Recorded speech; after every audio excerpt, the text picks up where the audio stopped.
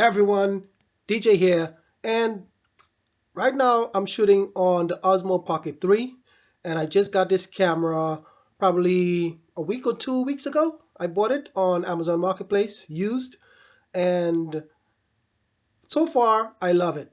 So I'm a videographer. I've been shooting video for many years, and I own Sony cameras. So I have Sony A6400, Sony A7 III, Sony A7 IV, and I have two Sony A7S Mark III. So those are my main cameras, and I use them a lot, practically every week. So why did I get the Osmo Pocket 3?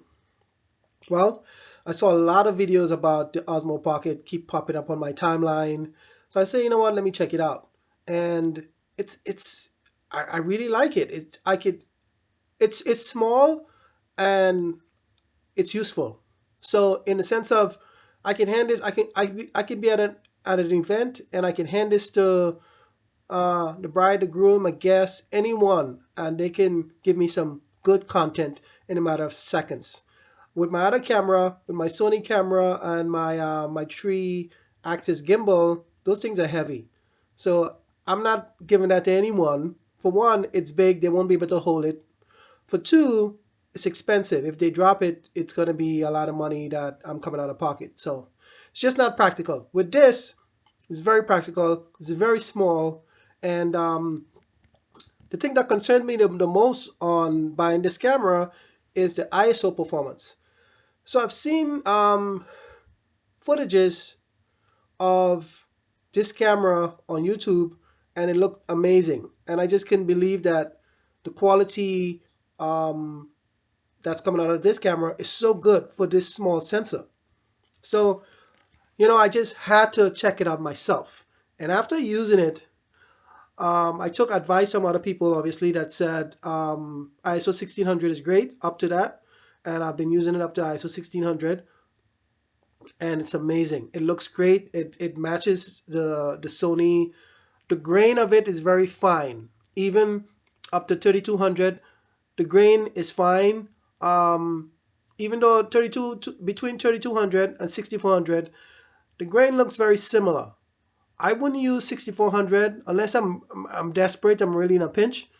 But I basically would stay shooting at up to 1600. I just tested 1600. I tested 3200, and I tested 6400. And obviously, I like 1600 the most, and that's what I'm gonna continue to use. So I just wanted to, after I did the test, I wanted to talk about it, and then I want to show you the footage from the test, so you can make a determination for yourself. Because sometimes the grain on the camera, for instance, I might I might like the grain at 6400, and you might think it's acceptable. So I'm testing out the ISO on the Osmo Pocket 3, and this is set to 50 to 1600, and I'm sure it's at 1600 right now because I'm in my basement. It's low light. So let's see how this looks. See if this is acceptable. From my experience, this is very acceptable. It looks very good up to 1600. So now we're gonna check out the other one. Okay, so this is ISO 3200, and I'm not sure how this is gonna look. I think it's gonna be okay. I do have a light in my ceiling here that's shining on me, but I know it's at 3200. And let's see how the grain looks and see how this fits. That's it. Let's see 6400 now. So I had to raise up my shutter speed in order to get it to use the 6400. So right now it is at 6400, and from my experience, this ISO does show visible grain, and I'm gonna put it on the computer and see if what it really looks like, because I have not done a test like this before. So I can't wait to see what 6400 really looks like, and to see if it's something that I can possibly use at events or not. Um, right now, I'm only using up to 1600 because I really trust that it's gonna look and match my Sony cameras, and that's really important. But let's see. I mean, if I'm in a situation where lighting is very low and I need to be 6400. Can I use 6400? I know I could probably use 32, but can I use 6400 without having to do denoising? Because I definitely do not like using denoising, and I haven't used denoising forever, many years. I usually, that's why I have Sony cameras, so I can shoot in low lights. I can bump the ISO 12,800 and it looks amazing. And I could use fast lenses also to help me, depending on the lighting at the place, and that's gonna be great. So let's see what 6400 really looks like, if it's usable or not. Now, I've seen many documentaries like on Netflix and on Amazon Prime, and I can see visible grain in it. I mean, did not look good, look bad, and they using that on a streaming site like Netflix. If that's acceptable to them, then 6400 could be acceptable to somebody. I know to me, it's different because I don't like to see grain.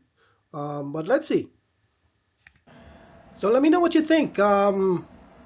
Did you like ISO 3200? Did you see a difference between ISO 3200 and ISO 6400? I didn't see much of a difference, probably very slight. So I thought it would have been a bigger difference, but I thought it was pretty close. But tell me, would you use these different ISOs? They seem usable. All of them seem usable. But for me, I'm definitely going to try my best to stick to 1600 because it looks really good.